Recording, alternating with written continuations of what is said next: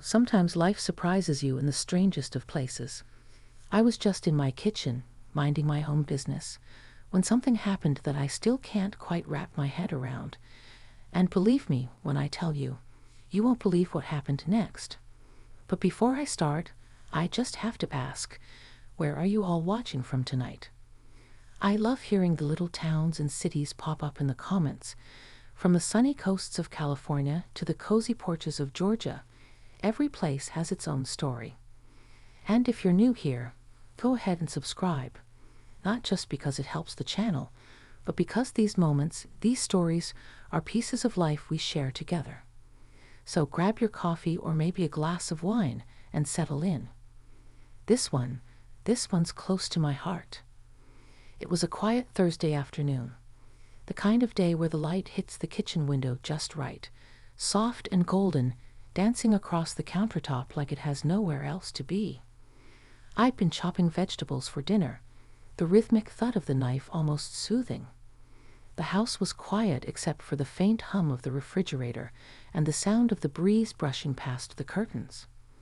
My son, Mark, had told me he'd be bringing a friend over later to help him with a home project, so I decided to make a little extra food, just in case young appetites showed up. Mark's been out of the house for years now, but he still visits when he can, and sometimes he brings a friend or two along. They're all polite, kind boys. Well, men now. But to me, they'll always seem like those kids who used to leave muddy footprints on my floors. So when I heard the front door open earlier than expected, I figured it was Mark. I wiped my hands on my apron and called out, "You're early. Dinner's not ready yet." But it wasn't Mark's voice that answered. "Hi, Mrs. Dalton. Sorry. It's just me, Ryan. Mark said I could come by a bit early to grab those tools from the shed." Ryan.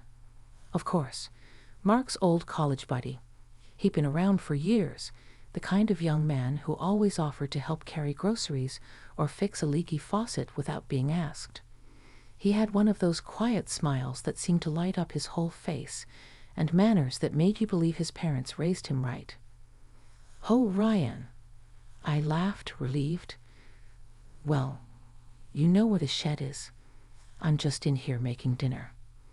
He nodded and stepped inside, his shoes making a soft sound on the tile floor. "Smells amazing in here," he said, glancing toward the stove. "Just chicken stew," I replied, waving the knife slightly for emphasis. "Nothing fancy." He grinned. "It smells fancy."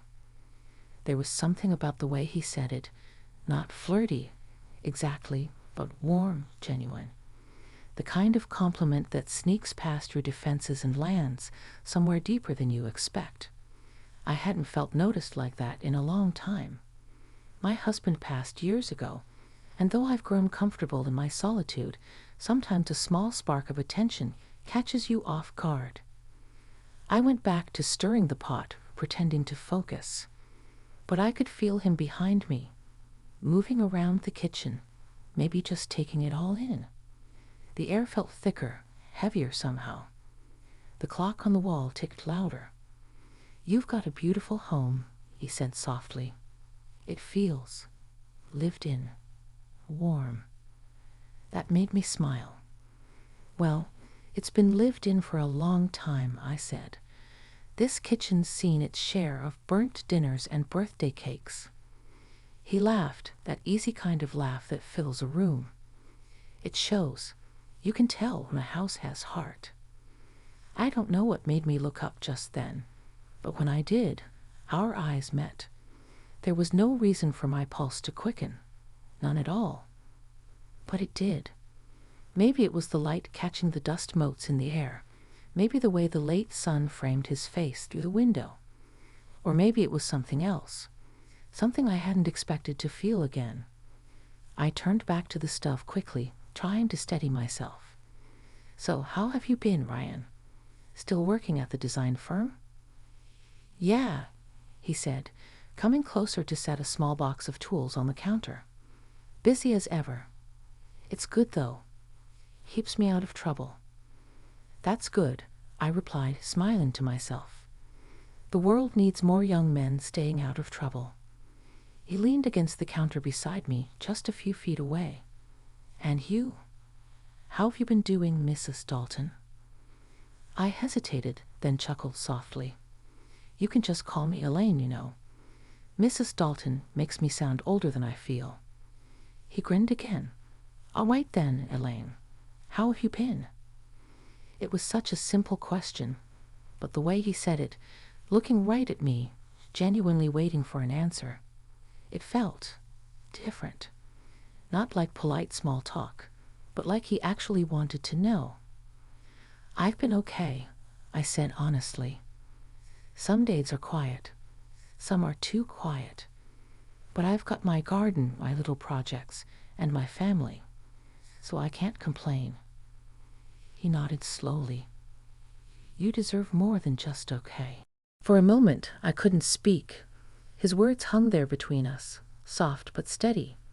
I tried to laugh it off, but my throat felt tight. I hadn't realized until then how much I'd missed hearing something like that.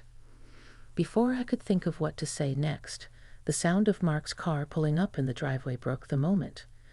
I let out a breath I didn't know I'd been holding and reached to turn down the stove. Well, I said, forcing a lightness back into my voice, looks like your partner in crime's here. Ryan smiled, but his eyes lingered on mine for just a second longer than necessary. Guess so. As he turned to go, he said quietly, Dinner smells amazing. Maybe I'll have to come back for a bowl later. I felt a strange warmth spread through me as I watched him step outside to meet Mark. For a moment, I stood there alone in my kitchen, hands resting on the counter, the scent of stew in the air, the soft hum of life continuing around me. I told myself it was nothing, just a kind young man being kind. But deep down, I knew something had shifted, even if I couldn't name it yet. And that's where it all began. Not with fireworks or declarations, but in a quiet kitchen filled with sunlight, the clink of dishes, and a feeling I hadn't expected to feel again. After that afternoon in the kitchen, I thought I'd shaken off whatever strange little current had passed between us. I told myself it was just the quiet of the house playing tricks on me, that I'd been alone too long, and a bit of kindness felt brighter than it should have. But when evening came and the front door opened again, and I heard Ryan's voice mixed with Mark's laughter, that calm I'd built up melted like butter on a hot pan. The sun had slipped lower by then, painting the kitchen in soft amber. I'd set the table, just a casual spread, nothing fancy, a bit of chicken stew, salad, and my homemade bread that always seemed to earn a compliment or two. Mark walked in first, still talking about something from work, followed closely by Ryan, who carried a bundle of wood for the fire pit out back. Hey, Mom, Mark said, leaning down to kiss my cheek. Smells incredible as always. Thank you, sweetheart. You too hungry? Ryan grinned as he brushed off his hands. Starving. Haven't eaten since morning. His eyes met mine for the briefest second, just enough to pull something tight in my chest. There it was again, that warmth I couldn't quite explain. I turned to the counter, busying myself with the stew pot. We all sat down, the three of us around that old wooden table that's seen everything. Birthday candles, late-night talks, even tears I thought no one had noticed. Conversation came easy, as it always did when Mark was home. He had his father's sense of humor, and Ryan seemed perfectly comfortable slipping into the rhythm. But every so often I'd catch Ryan watching me. Not in a way that made me uneasy. No, it was gentler than that. Curious, almost thoughtful, like he saw something he didn't expect to find. So, Elaine, he said at one point, his voice cutting softly through Mark's story, you really made this bread from scratch? Of course, I said, smiling. You think it just appeared out of thin air? He laughed, shaking his head. I don't think I've had homemade bread since I was a kid. My grandmother used to bake. The smell, it brings back memories. Then eat as much as you like. I said, pushing the basket toward him. Memories go best with butter. That made Mark chuckle. Careful, Ryan. She'll feed you until you can't move. I'll take that risk, Ryan replied, still looking at me with that quiet smile. The evening passed in easy comfort. We talked about the weather, Mark's new project, Ryan's job at the design firm. But underneath all that talk, I felt something building, a quiet awareness. I noticed the way his eyes softened when he listened, how he leaned forward when I spoke, like every word mattered. I hadn't felt seen like that in years. When dinner ended, Mark excused himself to take a call outside. Ryan stayed behind to help me with the dishes, insisting I sit down. Please, he said, taking the plate from my hand. You cooked. Let me at least do this part. All right, I said, a bit surprised. But don't say I didn't warn you. Those pans are stubborn. He smiled, sleeves rolled up, forearms catching the warm kitchen light as he worked. I can handle stubborn. I leaned against the counter, watching him. There was something about seeing a man comfortable doing simple things, washing dishes, wiping counters, that felt grounding. Human. The sound of running water, the clinking of plates, and that quiet hum between us filled the space. Ryan, I said softly, you don't have to do all this. Really? He turned his head slightly, that same calm look in his eyes. I know I don't have to. I want to. That simple sentence lingered in the air longer than it should have. I busied myself with a dish towel, pretending not to notice the warmth rising to my cheeks. When Mark came back in, the mood shifted back to normal. Laughter, light teasing, the kind of energy that fills a house again. They stayed a bit longer, talking by the fire out back while I cleaned up what was left. I watched them through the kitchen window. Two good men, two different stages of life. My son, steady and sure of his path, and Ryan, thoughtful, kind, with something unspoken behind his smile. By the time they left, the night had settled deep around the house. I stood at the door, waving goodbye as their taillights disappeared down the street. Then, for a long moment, I just stood there in the quiet. It's funny. You think after a certain age that your heart's settled, that the days of unexpected feelings are long behind you. But that night, as I stood there with my hands still warm from the dishes, I realized the heart doesn't really age the way the body does. It still stirs, still remembers, still hopes, even when you least expect it. The next few days went by quietly, but Ryan stayed on my mind more than I cared to admit. Every small thing seemed to remind me of that night, the smell of bread in the toaster, the sound of the sink running, even the light in the kitchen at sunset. A week later, Mark called to say he'd be stopping by again, and before I could ask who was coming with him, I heard Ryan's voice faintly in the background, laughing about something. I should have been prepared. I told myself it was just another visit, just another dinner. But when that familiar knock came at the door, and I'd opened it to see Ryan standing there again, holding a bouquet of yellow tulips this time, my heart did something it hadn't done in years. It stumbled. They're for you, he said, smiling a little shyly. Mark said you liked fresh flowers. I took them carefully, the scent sweet and simple. Thank you, Ryan. They're lovely. He hesitated, then added, I just thought, you deserve something nice. There was something in his tone, quiet but sincere. And in that moment, with the flowers in my hand and his eyes holding mine, I realized this wasn't just politeness anymore. Something deeper was unfolding, something neither of us had planned, but both of us could feel. As Mark's laughter drifted from the living room, I found myself thinking that maybe, just maybe, life still had surprises left for me after all. It's strange how quickly comfort can slip into something deeper without either person realizing when the line was crossed. After that evening with the tulips, I couldn't stop noticing small things. The way Ryan spoke, the way he seemed to pause before saying certain words, like he was thinking carefully about how they might sound to me. or the way his presence seemed to fill the room quietly, without effort. He and Mark started coming by more often. They were fixing up the old shed out back, turning it into what Mark called a mini studio for his woodworking. I didn't mind the noise. In fact, the hammering, sawing, and laughter felt like music in the background of my days. The house hadn't felt that alive in years. Sometimes, when they took breaks, Ryan would wander into the kitchen, always offering to help me with something. Once he asked if he could learn to make the bread I'd baked that first night.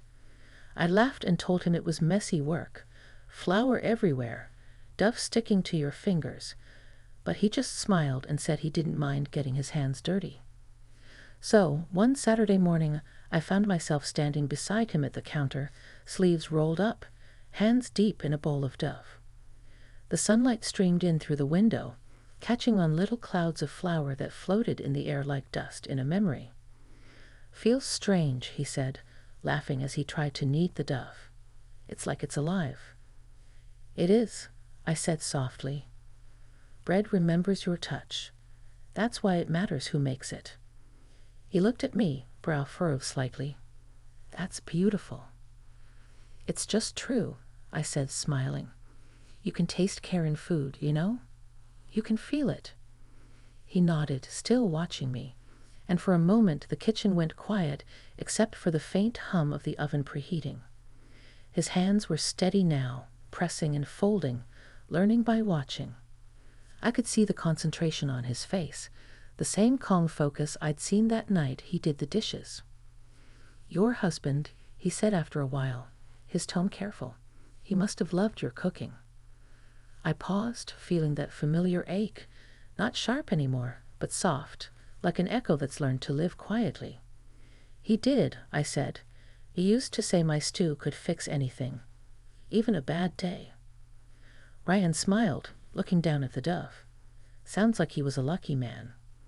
"He was," I said, and so was I. The air between us felt warm again, in that way that wasn't just from the oven.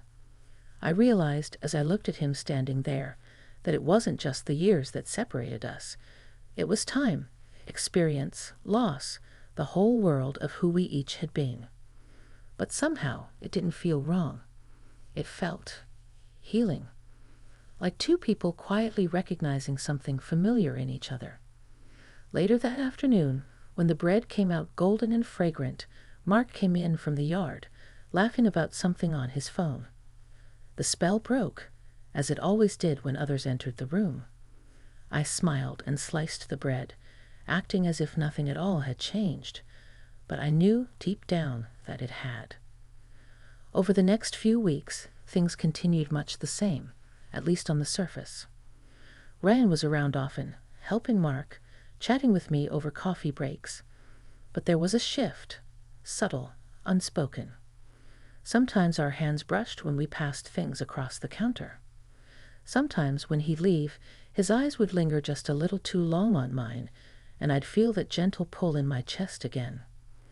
One evening, after Mark had left early for a meeting, Ryan stayed behind to finish some work on the shed lights. I made tea and brought a cup out to him. The sky was turning that beautiful violet blue that only appears for a few minutes before night settles. "Here," I said, handing him the mug. "You've done enough for today." He took it, his fingers grazing mine briefly. "Thanks, Elaine, for the tea, and for letting me hang around here so much." I smiled. "You don't need to thank me. You've both been good company." He nodded, then looked out toward the trees. "It's peaceful here. You can think in this place." I followed his gaze. The air smelled faintly of wood and damp grass. "That's why I love it," I said. "The quiet gives your thoughts room to speak." For a long moment, neither of us said anything. The crickets had started their nighttime chorus, and the last bit of sunlight was fading through the leaves. Then he turned to me, his voice lower, quieter. "Can I tell you something?" "Of course." "I didn't expect this," he said, eyes fixed on the cup in his hands. "I didn't expect to feel so comfortable with you, like I've known you longer than I have." I felt something tighten in my chest. I understand, I said softly. Sometimes the right people feel familiar, even if they're not supposed to. He looked up then, and our eyes met. It wasn't just a glance. It was a stillness, a recognition. A moment so full of quiet understanding that it made time feel fragile. I could feel everything in me trying to stay still. The warmth, the confusion, the careful boundary between what was and what could never be. Ryan, I began, unsure where the words were going. But he shook his head slightly, a small, knowing smile. I know. It's okay. I just wanted to say it out loud. We stood there like that, the kind of silence that holds more than words ever could. Then slowly he turned back toward the shed and began packing his tools. When he left that night, I watched him walk down the driveway, the porch light casting his shadow long against the pavement. I didn't move until his car's headlights disappeared into the dark. Inside, the house was quiet again, the kind of quiet that sits heavy after something tender. I washed the teacups, one by one, and caught my reflection in the kitchen window, the faint lines at the corners of my eyes, the silver in my hair, catching the dim light. I wasn't sure what to call what was happening. It wasn't love, not yet, maybe not ever. But it was connection. Real, human connection. And for the first time in a long time, I realized how much I'd missed that, not romance, but being seen, being heard, being felt. That night, I lay awake for a long time, listening to the faint hum of the crickets outside. I didn't know where any of it was heading, whether it would fade or grow or simply settle into memory, but I knew one thing for certain. Life, even at 62, was still capable of surprising me. And that thought alone made me smile in the dark. It's funny how time softens everything, the sharp edges, the questions, even the ache of what might have been. A few weeks passed after that evening by the shed, and though Ryan still came by now and then with Mark, things felt quieter between us. Not cold, not distant, just settled, like we both understood what the moment had meant and what it couldn't become. Mark eventually finished the studio, and I could tell he was proud. I was proud too, not just of the work he'd done, but of the laughter that had filled this house again. I hadn't realized how much it had needed that, how much I had needed that. Ryan came by one afternoon to help move the last few boxes into the shed. It was a bright spring day, the air smelling faintly of lilac from the garden. I was in the kitchen again, just like that first day, making lemonade and wiping down the counters when he walked in. He paused in the doorway, just watching me for a moment. "You always look like you belong here," he said softly, "like the house wouldn't know what to do without you." I smiled, half teasing, half wistful. "Well, we've been together a long time, this house and I. We understand each other's moods." He stepped inside, setting his gloves on the counter. "I think I understand that. Some places just feel like home, don't they?" "They do," I said, nodding, "even when you don't expect them to." There was a quiet between us, the kind that feels full but not uncomfortable. I noticed how relaxed he looked, sun on his skin, that easy smile, the same gentle energy that had filled the house for months. It made me realize something. Whatever had sparked between us wasn't meant to complicate our lives. It was meant to remind me, and maybe him, that connection doesn't always have to lead somewhere. Sometimes it just wakes you up to the fact that you're still capable of feeling. He helped me bring out a few glasses of lemonade to the back porch. Mark was busy organizing tools, talking about his next project, his words tumbling out like music. Ryan and I sat quietly on the steps, listening. "You've got a good son," he said. "I know," I replied. "He's got his father's heart." "He's lucky to have you," Ryan added. I turned to look at him, catching that familiar sincerity in his eyes. "You're kind to say that." "It's not kindness," he said.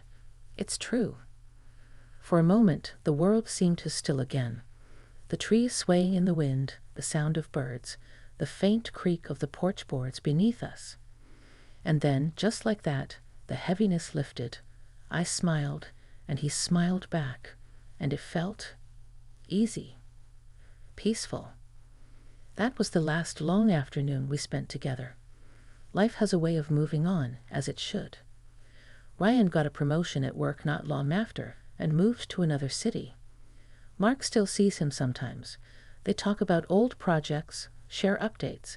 But for me, he's become a gentle chapter I revisit now and then when the house feels too quiet.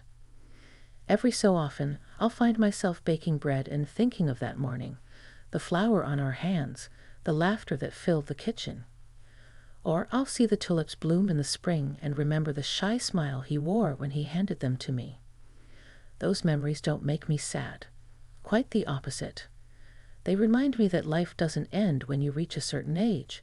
It simply changes tempo. The heart doesn't stop learning. It just listens more carefully. I've come to realize that what Ryan gave me wasn't romance. It was renewal. He made me remember what it felt like to be noticed, not for youth or beauty, but for being alive, for existing in the small, honest moments that make up a life.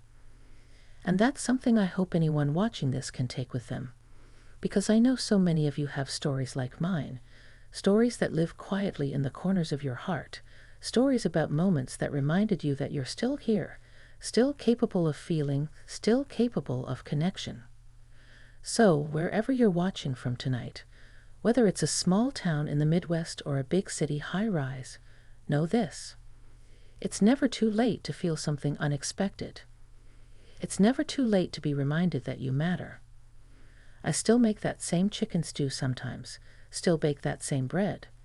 The house is quieter now, but not empty.